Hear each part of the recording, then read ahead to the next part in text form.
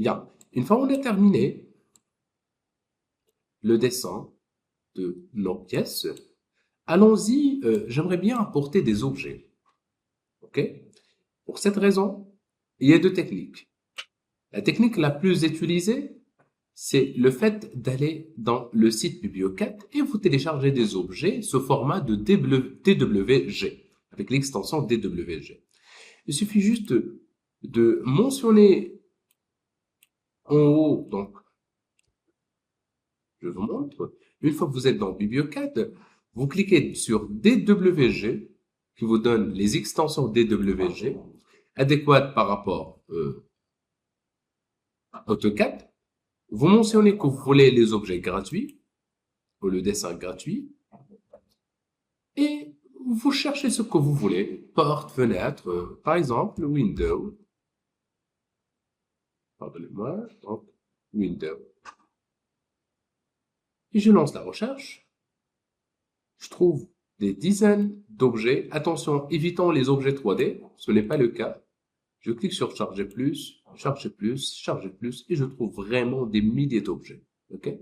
Une fois que je trouve une forme qui est bien, je procède directement au téléchargeur. On est d'accord? Par exemple, soit la vue face, soit la vue face et aérien. On est d'accord? Bien. Il suffit juste de télécharger le DW. OK? D'abord, il faut se connecter, bien sûr.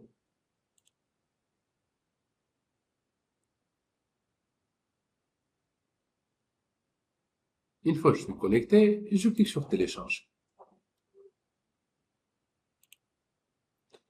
Une fois que je télécharge l'objet,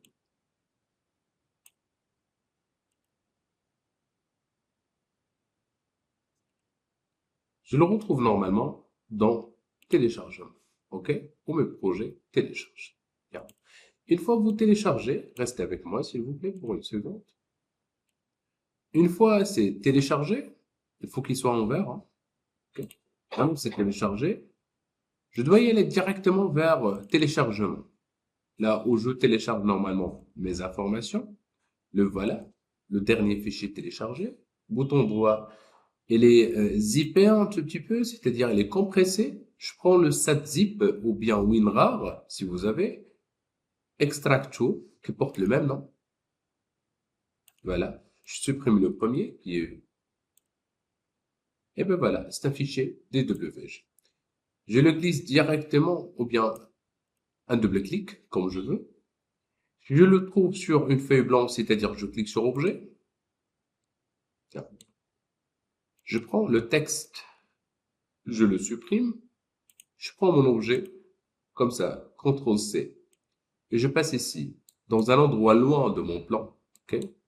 CTRL-V et je clique. J'ai dit un peu loin.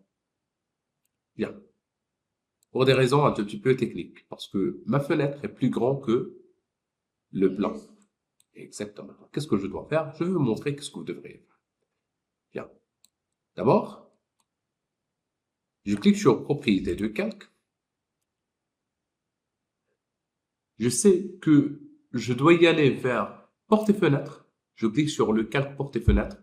Et je clique sur l'icône ici, Porte et fenêtre, en tant que calque actif. Maintenant, je veux travailler dans Porte et fenêtre. La première des choses, je sélectionne la fenêtre ou l'objet. Je clique sur le calque. Je choisis Porte et fenêtre. La première remarque, je dois observer un changement de couleur par rapport au calque sélectionné. Par la suite, je dois vérifier la fenêtre. Comme vous voyez, il se compose de plusieurs objets, plusieurs formes. Qu'est-ce que je dois faire? Je sélectionne le tout et je clique sur grouper. Maintenant, elle est groupée. Et ça, c'est bien. Ça réduit bien sûr le temps de travail. OK? Bien. Allons-y, soi-disant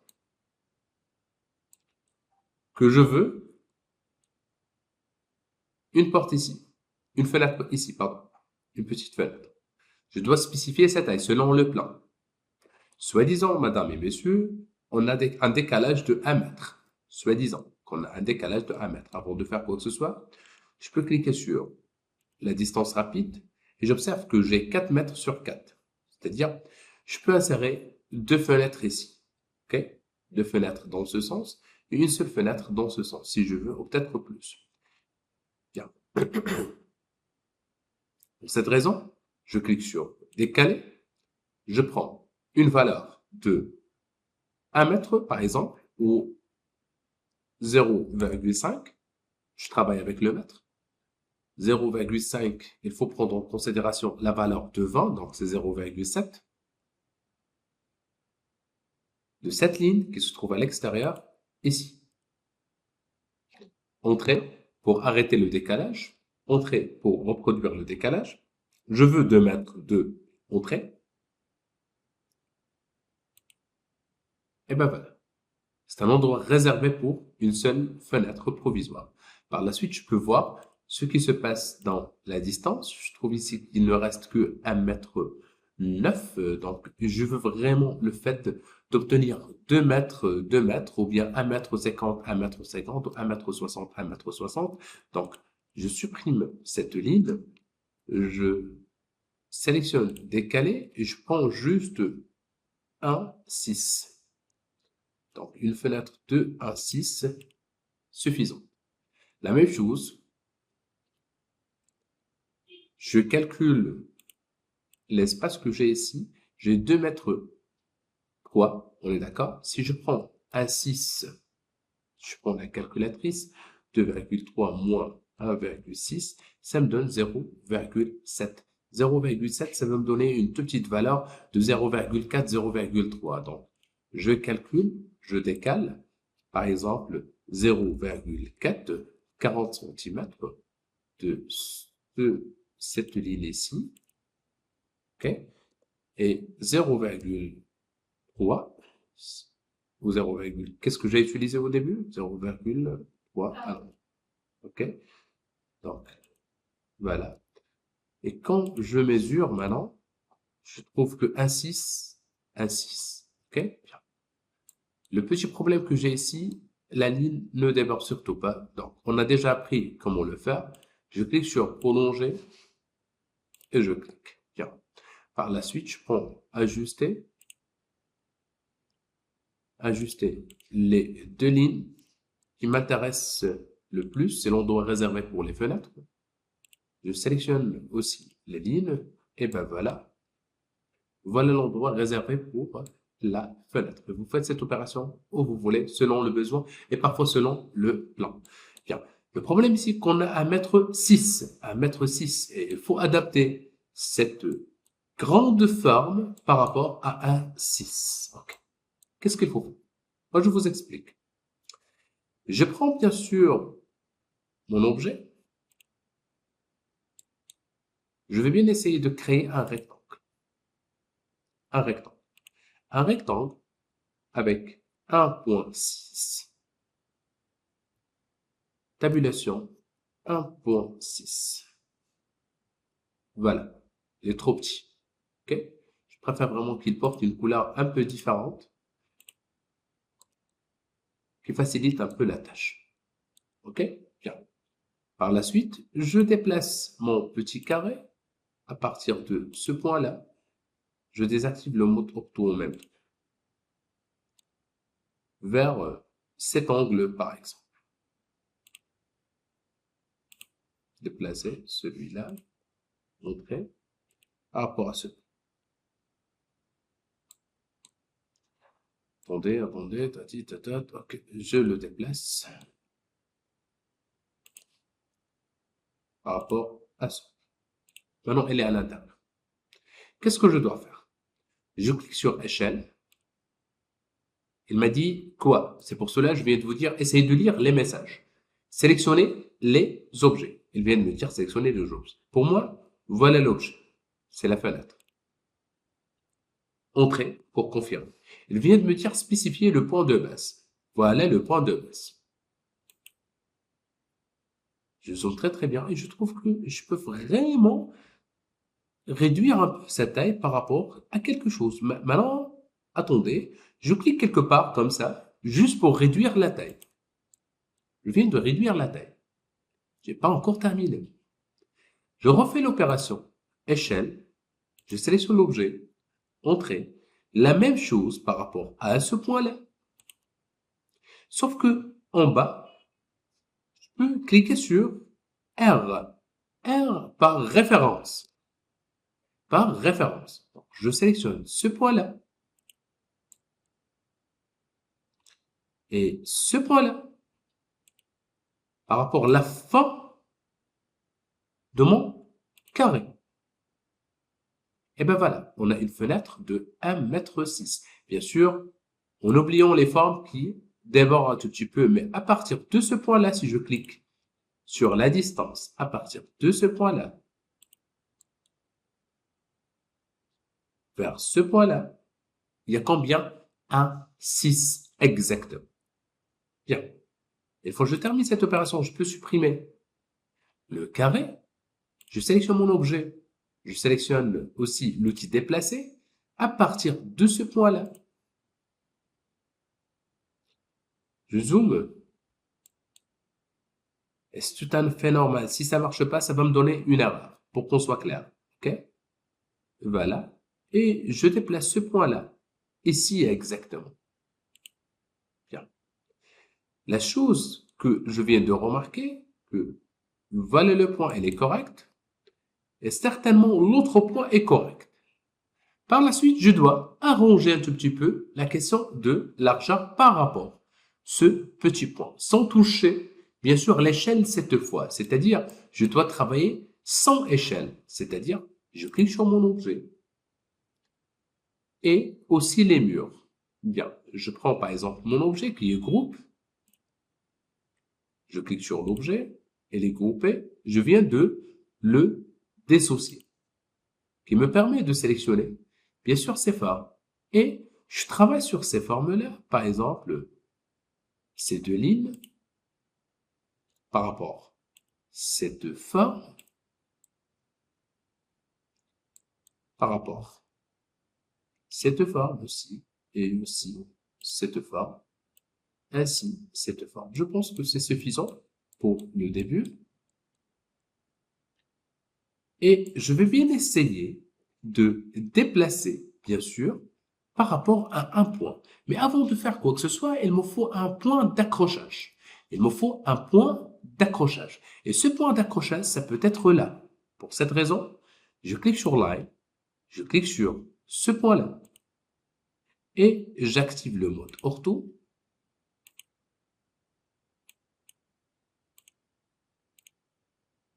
Je crée une ligne aléatoire qui est perpendiculaire, pardonnez-moi, avec cet objet. Quand je commence ma sélection maintenant, et je veux déplacer mes objets,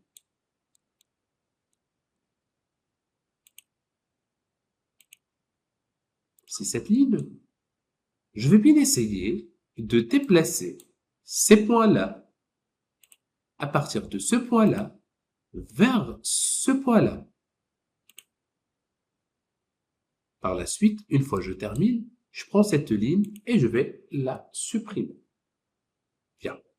Je prends cette ligne et je vais la supprimer. Je prends cette ligne et je vais la supprimer. Et je vais bien essayer d'arranger un tout petit peu les choses. Je prends ce point-là, je vais le étirer vers ce point. L'autre point étiré vers l'autre point. L'autre point étiré vers l'autre point. Si ça marche, si ça marche pas, je désactive toujours le mode ortho et je déborde. Bien sûr, un tout petit peu.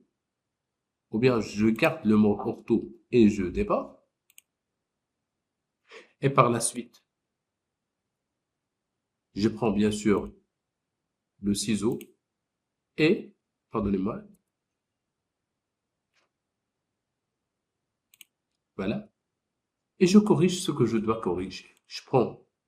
Je désactive le mode ortho, ce point-là, et je le dessine avec l'autre point, entrée, je refais un tout petit peu le travail. Je viens de corriger ce que je dois corriger. Donc, si la ligne n'existe pas, je dois la supprimer. Et ben voilà, j'ai ajusté le plan, cette partie de plan avec l'autre côté. Et je refais le même travail dans l'autre côté. C'est-à-dire, je refais, je sélectionne, je supprime. On dirait que ce point-là, ça doit toucher ce point-là. Ce point-là, ça doit toucher ce point-là. Je clique sur Line et je dessine.